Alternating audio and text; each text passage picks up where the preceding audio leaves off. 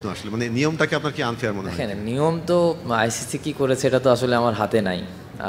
তা কিন্তু ওই সময় ওই 4টা রান অনেক ইম্পর্টেন্ট ছিল আমাদের জন্য, এবং আমি মনে করি যে আম্পায়ার কল দিয়েছে, আম্পায়ার কল দিতেই পারে, ওরাও মানুষ, ভুল হতেই পারে, কিন্তু আমাদের আরও 2-1টা ওয়াইড ছিল যেগুলো ওয়াইড দেয়নি। তো এখানে এরকম ভেন্যুতে খেলা যেখানে রান হচ্ছে, লো স্কোরিং ম্যাচ, সেই জায়গায় 1-2টা রান অনেক বড় ফ্যাক্ট। তো আমার কাছে মনে হয় যে ওই 4টা রান বা 2টা ওয়াইড খুব ক্লোজ কল ছিল, ইভেন আমার আউটটা আম্পায়ার্স কল ছিল। তো আমার কাছে মনে হয়েছে যে এই জায়গাগুলা মানে ইমপ্রুভ করার জায়গা আছে অনেক, এবং আইসিসি যেটা নিয়ম করেছে এটা তো আমাদের হাত নাই। তো আমার কাছে মনে হয় যেটা হয়েছে, আচ্ছা,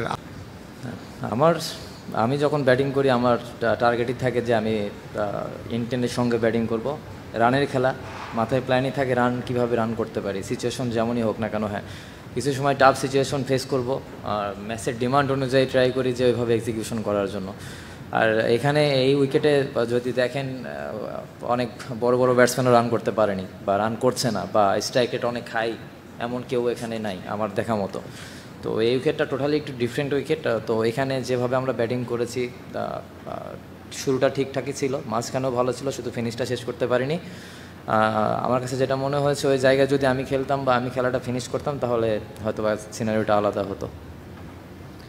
হৃদয় ওই লেগ বাইটা নিয়ে ও যেটা জিজ্ঞেস করেছিল, আমি একটু বাংলায় ওটা জিজ্ঞেস করি। ব্যাপারটা হলো যে আম্পায়ারিং ডিসিশন বাজে হতেই পারে, অনেক সময় হয়, আম্পায়াররা ভুল করেন, কিন্তু জাস্ট নিয়মটা নিয়ে, নিয়মটা আনফেয়ার কেন? মানে আইসিসি এবং এমসিসি নিয়ম বানায়, তারা তাদের মতো করে বানায়, বাট আপনার একটা মানে আম্পায়ারিং ডিসিশন যখন পাল্টে যায় আম্পায়ার আউট দেওয়ার পরে, তখন ওই লেগ বাইটা পাওয়া উচিত কিনা, এটা হলো প্রশ্ন। আপনি আসার আগে, ব্যাটিং আসার আগে শান্ত এবং সাকিব দুটো পুল করতে গিয়ে আউট হয়েছে নরকিয়া।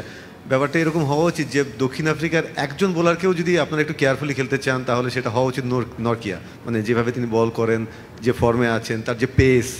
তো সেখানে আপনি ওদের 2টা শটকে, এটা ক্যাপ্টেন বললে ভালো হতো, বাট যেহেতু আপনি এসেছেন দলের প্রতিনিধি হয়ে, ওই 2টা শটকে আপনি কিভাবে দেখছেন বা এক্সপ্লেন করছেন?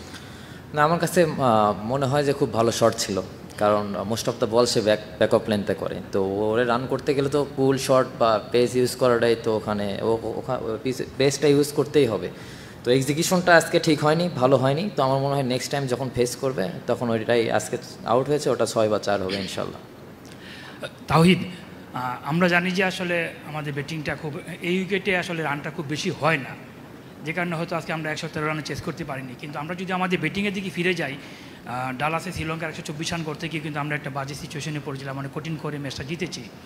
আমার যে প্রশ্নটা দুইটা, যে এই 2টা ম্যাচেই কিন্তু আপনার ব্যাটিংয়ের সাথে সম্পূর্ণ মিলে না, আপনার ব্যাটিংটা ছিল সম্পূর্ণ ডিফারেন্ট, যে রান করা যায় 2টা ম্যাচে আপনি টপ স্কোরার, কিন্তু সেখানে যদি আপনার মতো 2-1 ব্যাটসম্যান দাঁড়িয়ে যেতেন হয়তো আজকে ম্যাচটা জিততে পারতাম। আমার প্রশ্ন যেটা হলো যে আপনি যেখানে পারছেন অর্থনৈতিক পারছেন না, কারণটা কি? আর 2 নম্বর হলো আসলে এই ব্যাটিং লাইন নিয়ে আসলে আমাদের আসলে সুপার হিটে যাওয়ার মতো দল কিনা আমার কাছে মনে হয় যে শুধু সুপার এইটে যাওয়ার মতো দল না, আমরা সেমিফাইনাল খেলার মতো দল, এটা আমি বিলিভ করি, এটা আমার কাছে এই বিশ্বাস আছে। হ্যাঁ, আপনি যেটা কোশ্চেন করেছেন, ব্যাটসম্যানরা রান করছে না, আর প্রত্যেকটা ম্যাচে আপনি যদি সব টিমের খেয়াল করে দেখেন প্রত্যেকটা ম্যাচে সবাই রান করে না, 1 জন 2 জন 3 জনই খেলে। টি-20 শর্টার ফরম্যাট খেলা, এখানে 11 জনই খেলে না, 2-3 জন খেলে।